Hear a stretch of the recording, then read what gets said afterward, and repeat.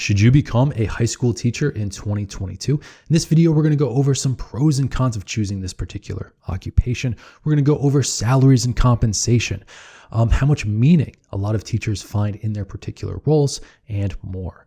We're also going to go over how a lot of teachers are thinking about quitting in the next couple of months. Most people know what a high school teacher is, but a high school teacher is someone that teaches one or more subjects to students at the secondary school level, which is typically 9th to 12th grade. High school teachers help prepare students for life after graduation. They teach academic lessons and various skills that students will need to attend college or enter the job market. They have a lot of roles and responsibilities. They prepare materials in classrooms for class activities. They instruct through lectures, discussions, and demonstrations. They establish clear objectives for all lessons. They meet with parents and go over their students' progression. They assign and grade class work, and more. One of the big advantages of becoming a high school teacher is that many high school teachers report high meaning and high satisfaction in their roles. PayScale actually found that 84% of high school teachers report high meaning in their work, and 76% report high satisfaction. This is a little bit less than English professors and kindergarten teachers,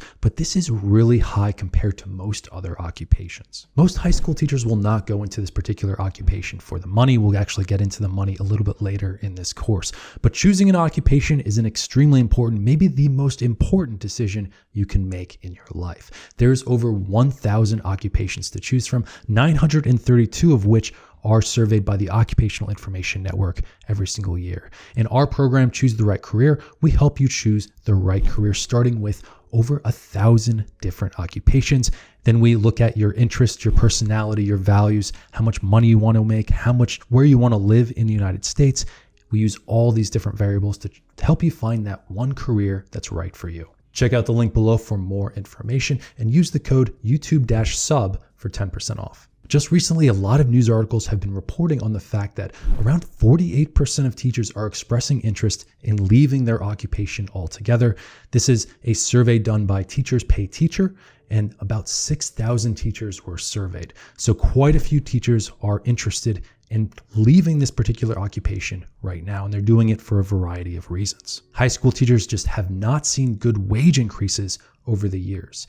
In 2012, the average base salary as recorded from the U.S. Bureau of Labor Statistics was $57,710. This grew to $67,240 in 2020. This gives us an average yearly wage growth of around $1,000 per year. Teacher wages are not keeping up with inflation. There are a couple ways around this. There are certain states that tend to pay teachers a lot more than the average. These states are typically on the West Coast and in the Northeast corridor. The states of California, New York, the state of Washington, many of these states are paying more than $80,000 per year on average for teachers. And you would think that working at a private school might boost your pay. This isn't the case with teachers. Public high school teachers tend to earn more than their private school counterparts. The average base salary for a public school teacher was around $63,000 per year, whereas a private high school teacher around $58,000 per year. Public school teachers are typically part of a union. They get a pension, so often they have better benefits too. So if you're really interested in this particular occupation, try and become a public school teacher in an area of the country that you really want to live in. Another kind of sad fact about teachers is the fact that many of them have to work second jobs. In one study, they found that about 18% of public school teachers worked a second job, and about 21% of private school teachers had to work a second job. So with high inflation going on right now, rising housing costs, rising costs of education, teachers are really getting squeezed financially. And to make matters even worse for teachers, many teachers work unpaid overtime. In one study, they actually found that even with summers off, teachers end up working around 2,200 hours per year when you factor in instruction, prep, summer professional development, planning, grading, email and communication with parents and other people. To put this into context, most people working 40 hours a week will work between 1,800 and 1,900 hours per year when you factor in the vacation they get every single year.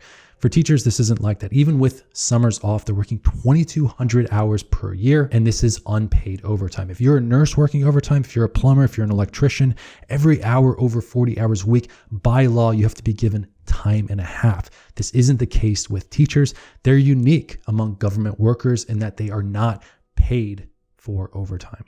So compensation is a big reason why a lot of teachers are leaving their particular careers, even if they have 5, 10, 15 years of experience.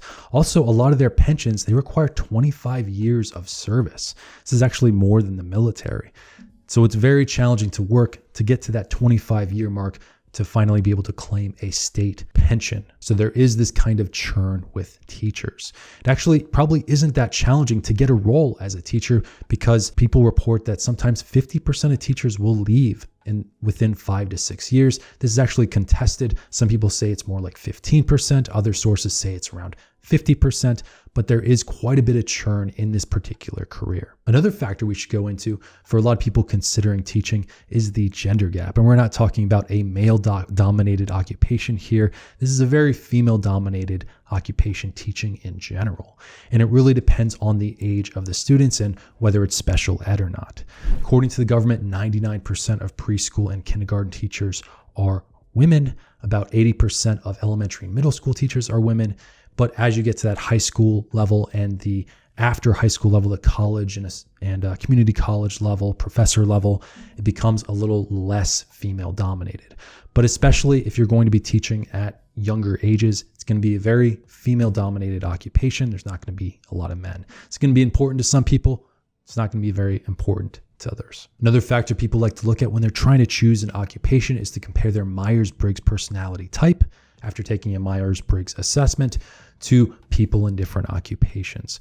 Now, according to the Myers-Briggs company, certain Myers-Briggs types are attracted to this particular occupation, being a high school teacher, and others aren't. They actually found that the ENTJ, also known as the commander, is the most likely Myers-Briggs type to become a high school teacher. This is followed by the INFJ, then the INTJ, and then the ENFJ.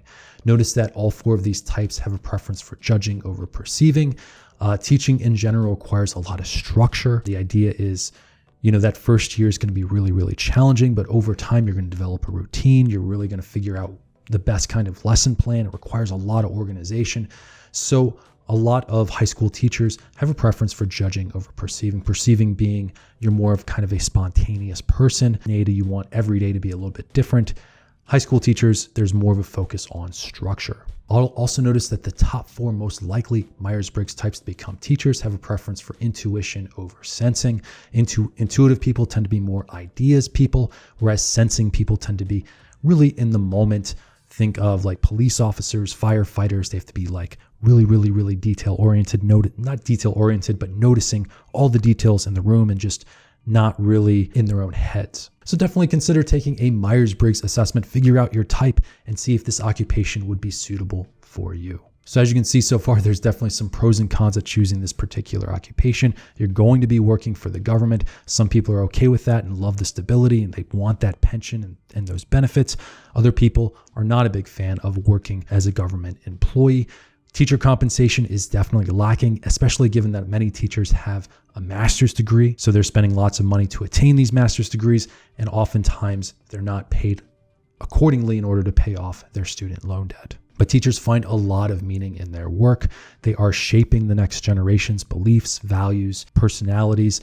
They're really understand human development, and they have such a huge role for society. So this is definitely an occupation for an idealistic type of person that isn't as focused on compensation. If you enjoyed this video, definitely check out some of my other content on different occupations. Thanks so much for watching, and I will see you in the next video.